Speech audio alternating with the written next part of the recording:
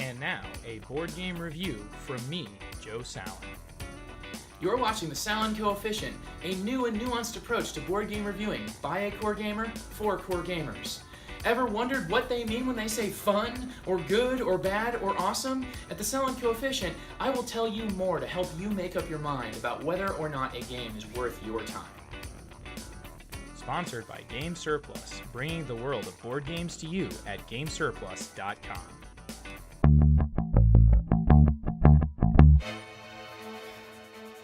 Is it my turn yet? Is it my turn? Don't make me wait any longer. Gotta drop it. Gotta drop it. You can do this. You can do this. Whew. Hi folks, Joe Sallen here, and it's the Sallen Coefficient. Today, it's going to be a struggle because I'm talking about a game that has changed every bit and fabric of my being since I first tried it. Should you risk the same, you might find yourself in a similar state. But first, let's talk about what is Drop It and what is the Sallen Coefficient. So I'm going to give you two ratings for this game, one of which I call the Sallen Coefficient, the other one of which is called my personal review. Now, it's horrible enough to have to judge and assign a number to a game that's somebody's livelihood that they just love putting out, and something that brings so much joy to so many people already, and then I want to do that twice.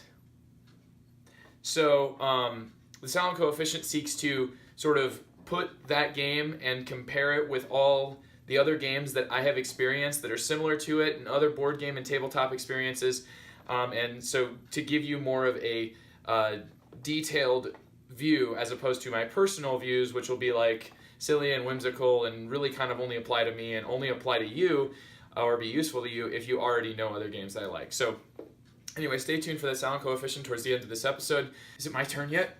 Is it my turn yet? Come on! Come on, you can't do this to me!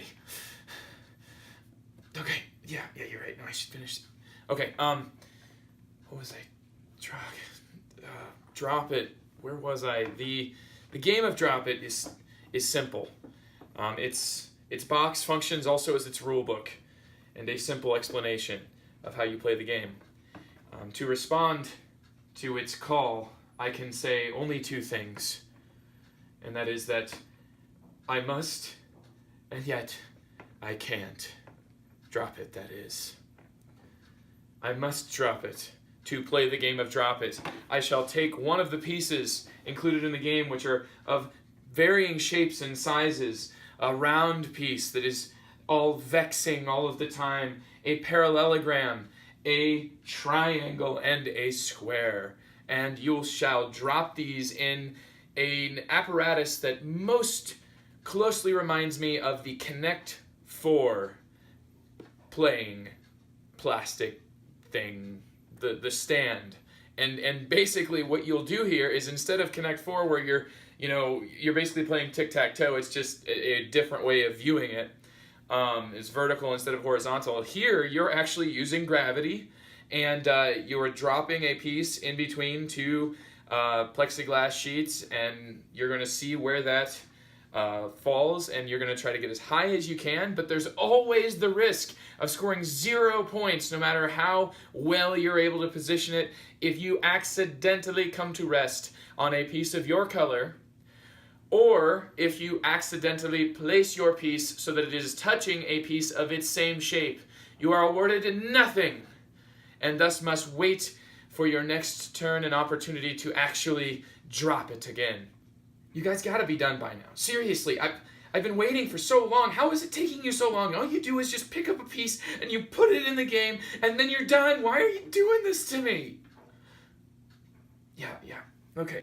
What makes Drop It different, unique than all the other dexterity games out there? And that is that you are able to stack much higher than you would normally be able to. The game of Jenga is eventually foregone to fall, but the game of Drop It, it has a certain limitation on gravity that causes it so that pieces can fall in impossible combinations and very cool things usually of which end up awarding you no points, but just make you go, hey, look at that. It's full of that because you'll drop a piece and then it'll only be resting on the tip of the triangle, but it will then be on one of the walls as well, and so it's able to maintain like what seems to be impossible feats of balance. So there's occasional of those moments, but more than anything, it's just that these pieces actually matter. The fun of the sound, the physical manipulation of the components in Connect 4 is what kept me playing it as a child, and now I have the actual act of dropping the piece being the central core mechanic of a game, and it works absolutely beautifully, and I can't get enough. I can't drop it. I must drop it. I can't drop it. Finally, it's my turn. Okay. Oh, what harm could one more little game of drop it do? Okay, here we go. We got this. We can hold it together. We can hold it together. Okay. Oh no, it's not gonna land. It's not gonna land right.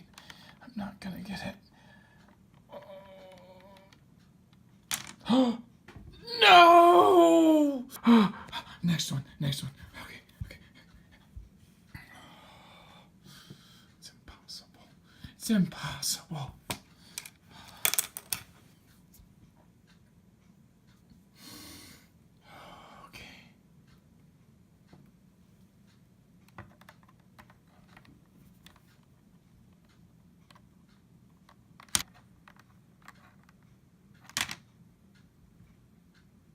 Yes! Yes! Oh.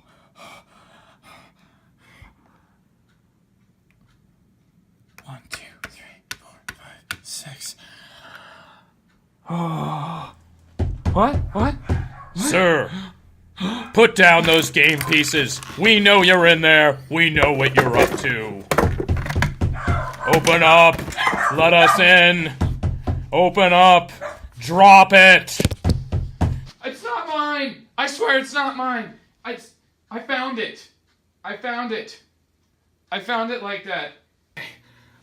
So, all you people out there that love Euro games and think dexterity games are for children, don't even listen to my rating. Just don't. Why would you do that? If you feel like this is a child's game and it's something that's below you, then you're never going to like this, right? If you go online, you're going to rate this. If somebody's like, oh, this is finally the dexterity game for heavy gamers, and then you go and try it and you're like, oh, no, it's still just a dexterity game. Yeah, that's what this is. It's a dexterity game, and it's not trying to be anything but a dexterity game, but it is absolutely perfect in how it combines a couple of competing limitations on how you can score points and what you have to avoid, and then it gives you this. You're just trying every time to, as the game ramps up towards the top, the board itself also funnels, and it always ends in this sort of last move or two where you don't barely have to drop it at all for it to land on top of the pre-existing tower, and you might get like 9, 10, 11, 12 points, and you'll hate that swing. If you miss that last drop in the game and you drop it wrong, you may as well drop your score, because it swings so much at the end. But that's like the joy of games like Connect 4, you know, that the game of the huge swings in like a game of chess. Oh, I got your queen. It makes it always entertaining, even though it is something that is just like, oh, I may as well not even try anymore. So, but really what it comes down to here is that you have total control over one thing, and that's which of your pieces you are going to play. There's a strategic decision there, and then you are trying to eke out the most points without accidentally breaking any of the rules, and that might not always work out in your favor, but I did find that players just seem to really get into it. I guess it's like bowling, right? Bowling is something that people do, and it's like the same activity over and over and over, and you're not even really like reacting. There's no player interaction in bowling. But here in Drop It, you've got that same sort of, like trying to do a certain task that really doesn't change too much. You're just trying to get it to land and hopefully stay where it's at or land in a certain spot without touching anything of its color or certain other rules that I didn't really go into.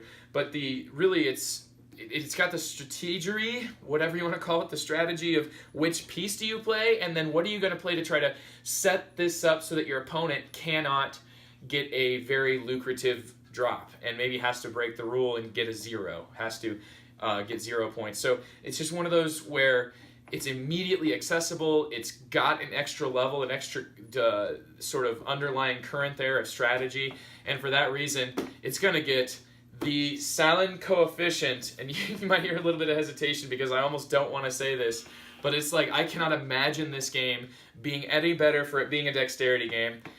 Dexterity games do have a certain limit in my own, just in my own preference, but if you love dexterity games, this is like, I feel like just the dexterity game that makes perfect sense, feels like it's been around for 15 years even though it was just released this last year. And I think you're just absolutely going to adore it. But for me, the highest those dexterity games are going to get is an 8, and that is on the my personal feelings. Now, the Sallen Coefficient is comparing this to other dexterity games. It has that feeling of being an instant classic that can attract people who are tangentially dexterity gamers and core dexterity gamers and get them all to play together and all have a good time, be able to get more individuals into this hobby because they're going to be seeing this and hearing the pieces clink and just it really is something that this will end up in a classroom as my wife and I are teachers, and this will end up in a classroom bringing joy to many individuals, and it's just because it has that level of being able to entertain me and anybody I show it to, no matter if they're gamers or not. So, and that's what dexterity games will do. So, if that sounds at all good to you, then drop it, but only at your own risk. If you drop it like I've dropped it, you'll never drop it. You'll never drop it until you drop dead. Check out more from Joe right here on the YouTube page for The Good, the Bored, and the Ugly under the playlist, The Sallen Coefficient. Also, find podcast episodes of The Good, the Bored, and the Ugly releasing weekly and tackling topics as well as reviewing and hyping games from many different perspectives. Also, the Longview podcast is hosted by Joe, and it covers one game for 1 to 2 hours. Find those audio programs on iTunes.